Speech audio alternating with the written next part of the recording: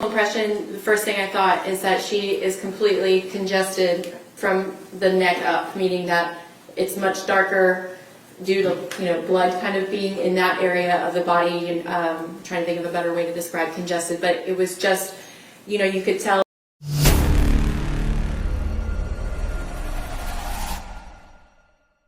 November 30th, 2022.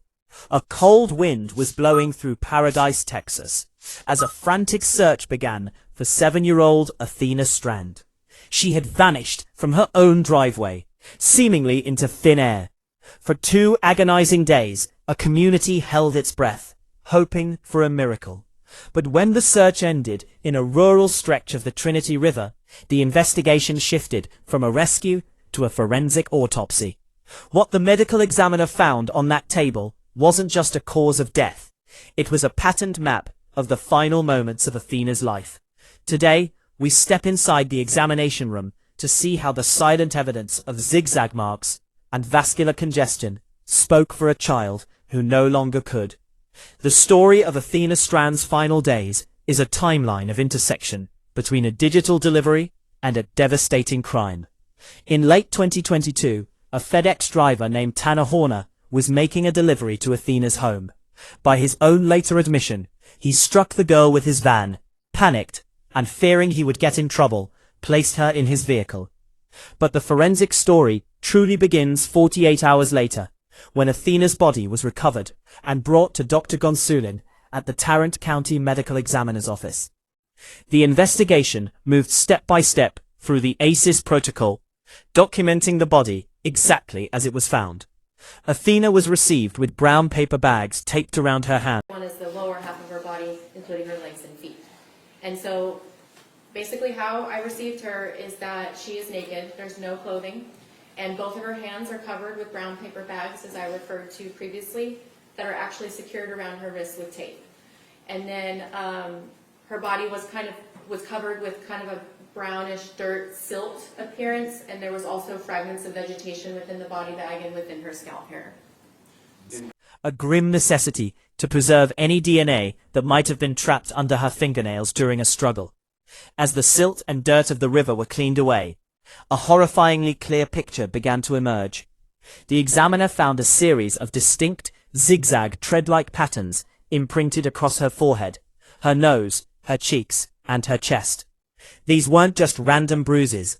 They were the physical signature of a specific type of force. And that also had a pattern of abrasions that is different than the zigzag pattern I was seeing on her face. This pattern is square, and it looks more like a grate or like a mesh pattern, and that's on the left side of her jaw.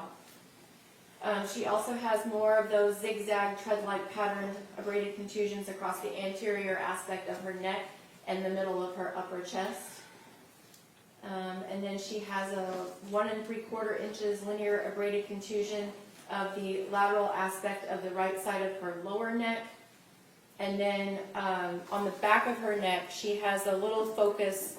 It's a 3/8 inch abraded contusion, but there's more of those florid petechial hemorrhages that you can even see on the back of her neck. All right. To determine when these injuries happened, the pathologist looked for a vital reaction. They found deep hemorrhaging in her tongue, evidence that she had clamped down on her own tongue with enough force to bleed while her heart was still pumping. She has a 3/8 inch contusion of the lower left cheek.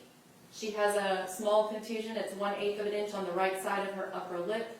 When you actually pull up the upper lip and you see this black hood of skin that connects the lip to the gums, that's called the frenulum. Just left of that, she's got another contusion of her gums in that area. That's 1/2 inch. She has a very small superficial laceration on the interior of the left side of her lower lip. That's 1/16 of an inch.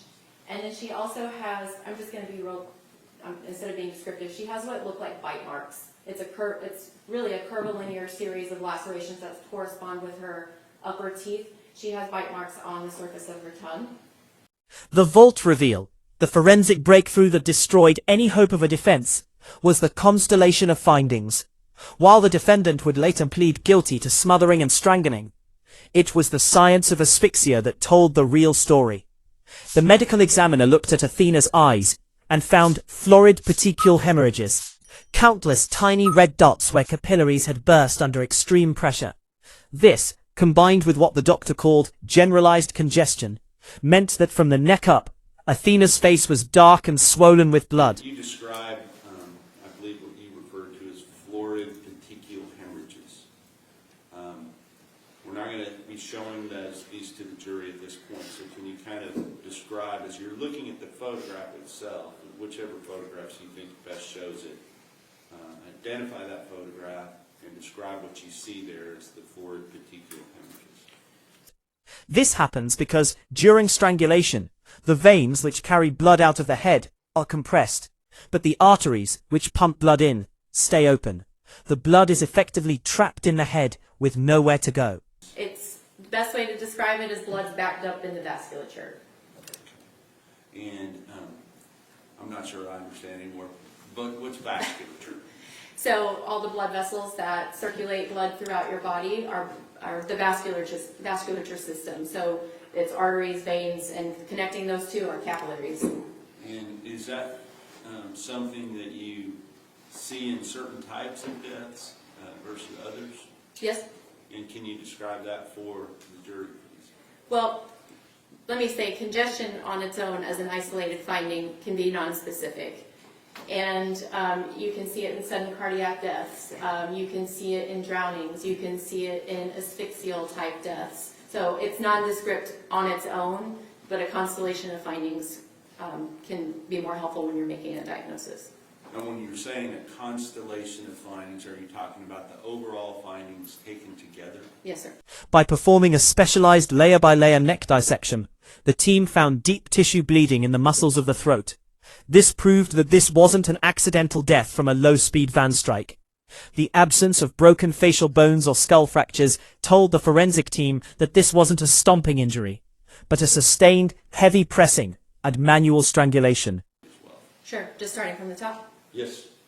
So basically, I even mentioned that the head and face exhibit trauma. There's generalized congestion of the head and face, which I just mentioned.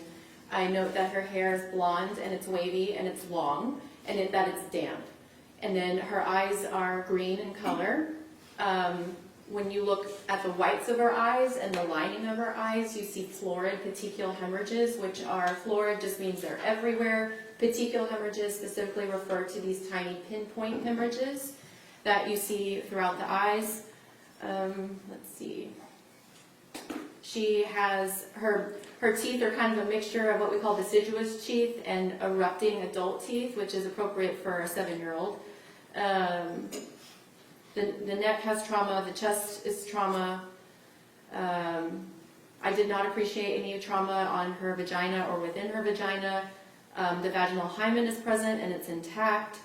I did examine her anus. She had some fecal material on the perianal skin, but I did not see any trauma to her anus. And then her extremities, so the arms and the legs, also showed trauma. Her fingernails are all intact, but the fingernails themselves are dirty. The toenails are also short and dirty. The soles of her feet are dirty, but otherwise unremarkable. And then the back has trauma. The science proved that Athena Strand was alive.